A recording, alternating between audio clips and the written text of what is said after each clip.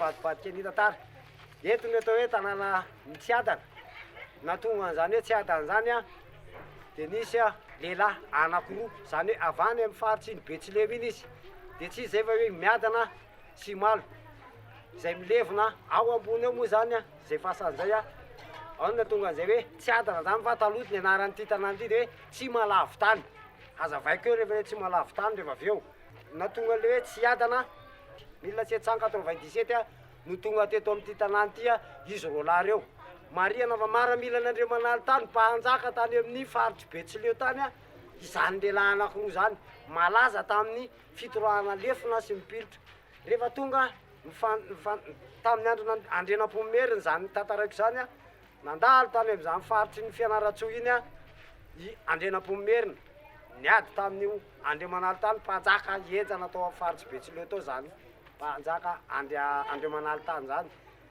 Rehefa nisy zany maromaro tsiraisana sy négociation ny fanaovan'izy ireo de netiny nanaraka anazy taty miadana sy malo. Nataony nisafidy faritra tety amin'ity toerana ity zany tafisony nisafidy faritra zany nefa tonga teto Antananarivo miadana sy malo teto no nisafidiny. Rehefa tety nefa nisy de laza ny enam-pomerina miakarina reo lahy ety ambony ety fa tany lavitra andriny eny ka tsy adany eny nareo. Tsy nety niakatra ty moa izy lahy fa naleony mipetraka teto ihany. De tao izy no mipetraka ao ambony eo zany toerana zany.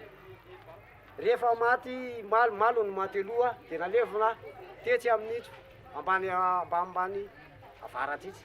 Zay no natonga an'itsy hoe apasany malo.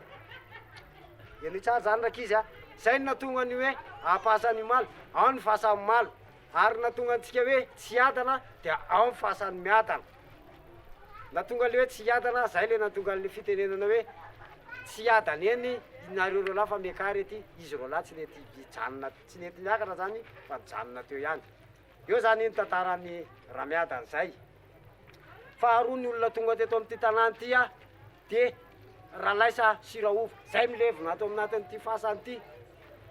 Ova aveny Elasory zay mo miresaka aminareo zao de anisan'ny taranany. Ao izy ireo no milevona. Zay no nisafidinay an'ity toerana ity. Ary ao misy anisan'ny olona tena heriny zany fitarikandro zany de milevona ao. Fa Zafy Manantsoa Joseph anisan'izany izy milevona ao amin'ny toerana io na Ijotex. Heriny zany fitarikandro zany.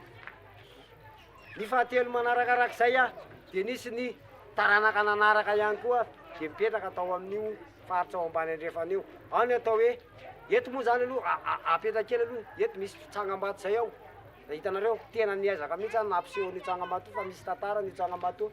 Ino ny atao hoe Ambatony Ralaisa. Ao ve tsika